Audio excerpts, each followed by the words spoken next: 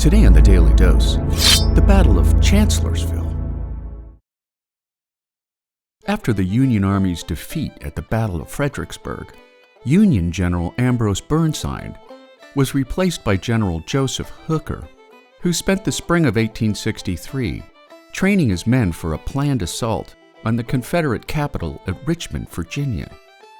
Instead, Hooker would face off with a Confederate force barely half his strength at what became known as the Battle of Chancellorsville.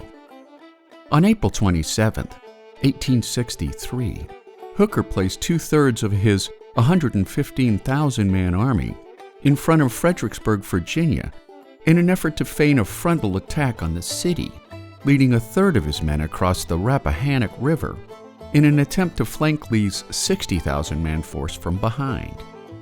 In response, a quick-thinking Robert E. Lee divided his forces well, leaving 10,000 men under the command of Jubal Early to face off against Hooker's Fredericksburg line, before marching the remainder of his men west to clash with the flanking Union Army in an open field just beyond the Wilderness, which was a heavily forested area west of Chancellorsville, Virginia. When the two flanking armies came together on May the 1st, a bewildered Hooker commanded his men to fall back into defensive positions, prompting Lee to devise one of the most brilliant maneuvers of his storied military career.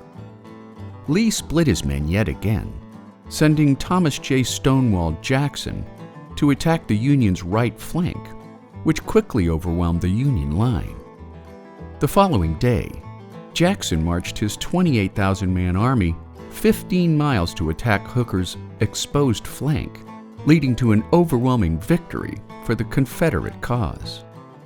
At sunset, after his second day of victory, Jackson led his men into a forest where a Confederate regiment led by General Jeb Stuart mistook Jackson's men for the enemy. In the exchange of gunfire that followed, Jackson was struck by a bullet that shattered his left shoulder, and after his arm was amputated in a field hospital, he died of pneumonia on May 10, 1863. On May 3rd, a badly beaten General Hooker came under attack once again when General Lee ambushed Hooker's 27,000-man troop buildup he had left behind to attack Fredericksburg. And over the next several days, Hooker and his rain-soaked, beaten men retreated back to Washington, D.C. By the end of the fighting, the Union Army had sustained 17,278 casualties, including 7,500 deaths, while the Confederates saw 12,826 casualties, including 3,500 deaths, prompting President Abraham Lincoln to proclaim, my God, what will the country say?"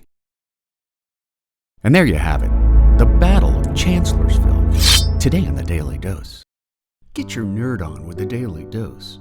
And if you enjoyed today's episode, share the link with a friend or colleague so that they too can learn something new every day.